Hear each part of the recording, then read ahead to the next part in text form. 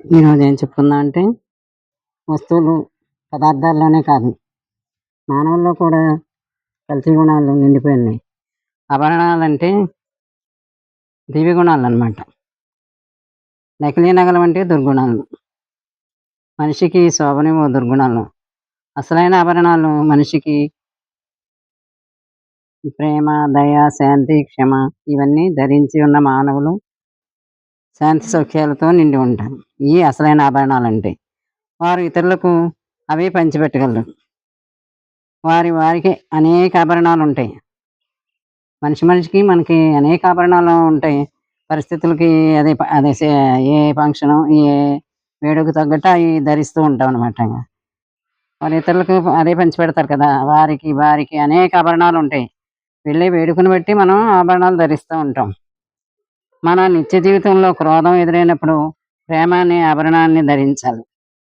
రోజు మనకి ఎన్ని పరిస్థితులు ఎదురవుతాయో, క్రోధం మహాక్రోధం వచ్చేస్తుంది. అప్పుడు ఏం చేయాలి? ప్రేమ అనే ఆభరణాన్ని ధరించాలి. అన్ని ఆభరణాల కంటే ఆత్మీయ స్నేహం గొప్పది. అనేక మందికి అందించవచ్చు.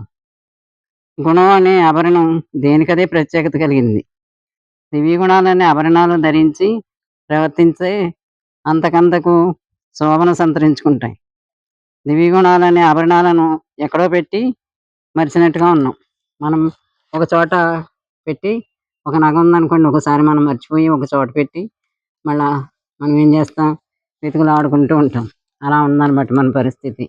మన గుణాలు మర్చిపోకుండా మనం చక్కగా ఈ ఆభరణాలనే గుణాలని ఎలా వాడుకోవాలో, ఎలా వెలుగు తీసుకోవాలో చెప్తున్నారు అన్నమాట. మన యందున్న ఆభరణాలు అనబడే దివ్యత్వాన్ని మన యందు కాక ఎక్కడో వెతుకుతుంటాం. ఈ దివ్య గుణాలు, ఈ ఆభరణాలన్నీ మనలోనే ఉన్నాయి. కానీ మనం గ్రహించలేక, దాన్ని వెలికి తీయలేక ఎక్కడెక్కడో వెతికి వేసారిపోతున్నాం. మన యందున్న దాన్ని మరిచి ఇతరుల యందు వెతుకుతున్నాం. అది కూడా మనకి అలాంటి ఏమీ మంచి దయ, కరుణ మనం ప్రదర్శించకపోయినా, మనం ఇతరులపై చూపించకపోయినా ఇతరులు మన యందు చూపించాలని వారి యందు వెతుకుతున్నాం. దివ్య గుణాలను అవసరమైనప్పుడు వెలికి తీసి ఉపయోగిస్తే దివ్య ఆభరణాల విలువ తెలుస్తుంది.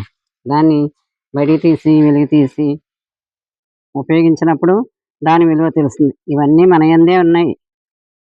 క్షణము మనలో దివ్య గుణాలు ఉన్నాయా లేవని చెక్ చేసుకోవాలి. ఎలా అంటే క్షణము కూడా ఇతరులు చూడండి, ఒకసారి సత్యహరిశ్చంద్రుడిని కానీ, శ్రీరామచంద్రుడిని కానీ ఇలాంటి దైవీ గుణాలు, దైవాన్ని చూసినప్పుడు మనకి ఎంతో ముచ్చటపడతాం. అవి మనకున్నాయా, ఏ 1% మనలో ఉందా అని చెక్ చేసుకుంటే మనకు కూడా ఉంటాయి. పెంచుకోవాలి. మనం కూడా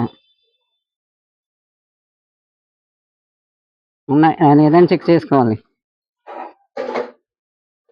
ఈ ఆభరణాల కంటే జ్ఞానం వినడమే అన్నిటికంటే ఉన్నతమైనది. చెవి ఎందుకుంది? చెవికి మనకి ఆభరణాలు, చెవికి ఏం పెట్టుకుంటాం? దుద్దులు పెట్టుకుంటాం, బుట్టలు పెడతారు, అది ఇది రకరకాల ఆభరణాలు పెడతారు. చెవికి ఏంటి అసలైన ఆభరణం? జ్ఞానం వినటమే అన్నిటికంటే ఉన్నతమైనది. ఇది ఉంటే మనకు ఏది ఆచరించాలో, ఏది విడిచిపెట్టాలో బోధపడుతుంది. ఏది విడిచిపెట్టాలి, ఏది వినాలి, ఏది వదలాలి అని ఈ జ్ఞానం వల్ల మనం తెలుసుకోగలుగుతాం. మనం సరైన మార్గంలోకి వెళ్తే అనేక మంది మనల్ని అనుసరిస్తారు.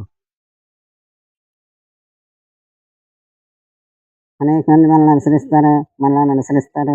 అందరికీ ఉన్నతికి దారి దొరుకుతుంది.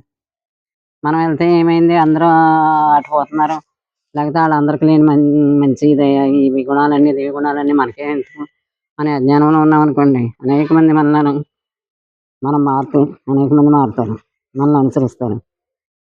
అనుసరిస్తే అందరికీ ఉన్నతి దొరుకుతుంది. దివ్య గుణాలు అందరికీ అవసరమే. ఆభరణాలు ఎంతగా మనం కోరుకుని వాడుతున్నామో ఇది కూడా అంతే. సరేనా? రేపు ఇంకో విషయం చెప్పుకుందాం.